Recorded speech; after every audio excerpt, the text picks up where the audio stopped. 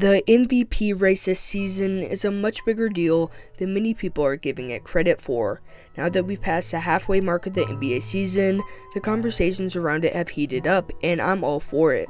The race is incredibly tight, and there are plenty of perspectives floating around. While some are trying to include Donovan Mitchell in the discussion, for me it's really down to three players: Giannis, Shai, and Jokic.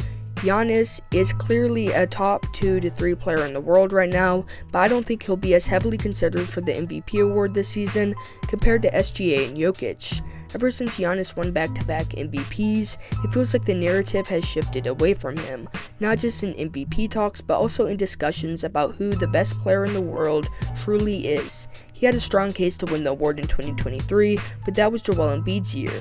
Giannis led the number 1 seed with averages of 31, 12, and 6, while Embiid, on the number 3 seed in the same conference, averaged 33, 10, and 4. Both were highly efficient and DPOY candidates, but the conversation centered more around Embiid and Jokic, leaving Giannis somewhat in the background. The same dynamic seems to be playing out this year. For that reason, let's narrow it down and focus on the cases for Shai and Jokic. To begin, SGA has built a strong MVP case this season. If you set aside the Cavaliers, the OKC Thunder have arguably been the best team in basketball by a wide margin. A major factor in their success has been their historically dominant defensive performance, which is largely driven by how fully invested Shai has been in the system. He's averaging 32 points and 6 assists on an impressive 64.1% true shooting.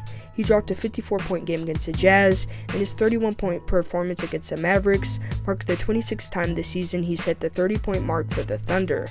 However, no matter how strong Shai's case is, it's tough to overlook the sheer dominance of Jokic, because he is averaging a 30-point triple-double and seems to make history every time he steps on the court. If the season ended today, he would join Oscar Robertson and Russell Westbrook as the only players in NBA history to average a triple-double in the regular season.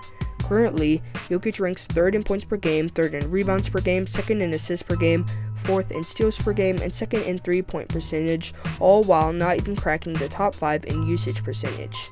This means Jokic isn't just excelling in nearly every statistical category aside from blocks, but he's also doing so with incredible efficiency, maximizing his touches without dominating the ball. Despite how strong Jokic's MVP case is, some people still find ways to discredit him.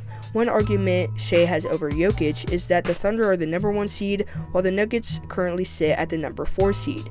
This was a much louder criticism earlier in the season, when Denver was struggling with injuries and even fell to the 9th seed at one point. It raised a dilemma.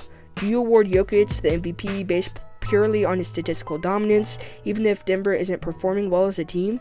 At that time, many said no. However, now that the Nuggets have climbed to the 4th seed, that argument doesn't hold as much weight. Another critique that I've heard is that Jokic is only in the MVP conversation because of his triple-doubles, with some people comparing his season right now to Russell Westbrook's 2016 through 17 MVP run. But that comparison doesn't hold up. While Westbrook's triple-doubles were historic, they were often accompanied by visible stat padding. For example, he would position himself on the block during free throws, letting players like Sabonis and Enes Kanter box out so that he could secure rebounds to pad his stats. And you're coping if you label this as just over-managing and not calling it out for what it truly is, which is stat padding.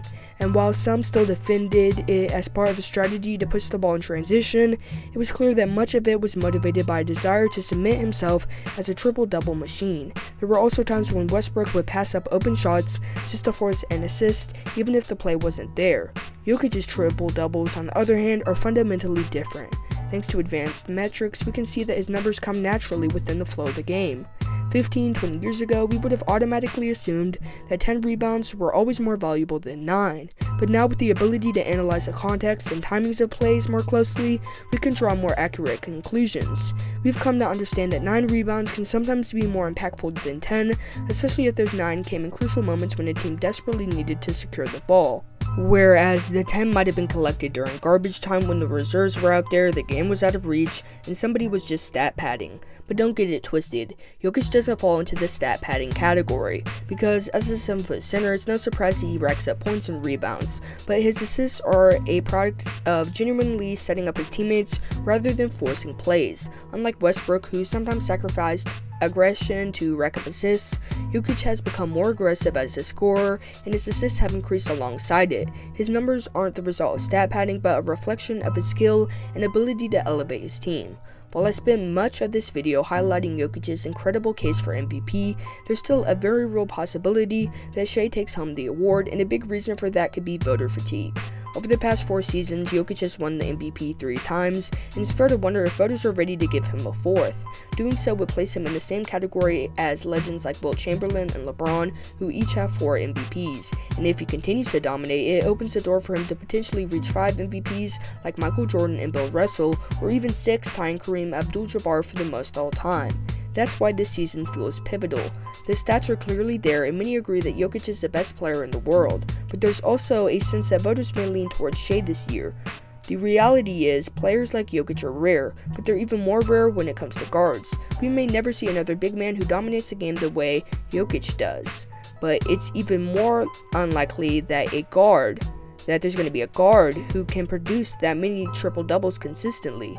If the MVP race becomes primarily about stats, it could create a drought for guard MVPs, which might explain why some are hesitant to award Jokic again. Instead, people are pointing to things like team record, even though Jokic won his second MVP when Denver was seeded lower than what they are now, and nobody had a problem with it. And it makes you wonder, when will players like SGA or Jason Tatum get their shot at MVP? With Jokic dominating this era, it's possible that their prime years could go by without them winning the award. This wouldn't be unprecedented.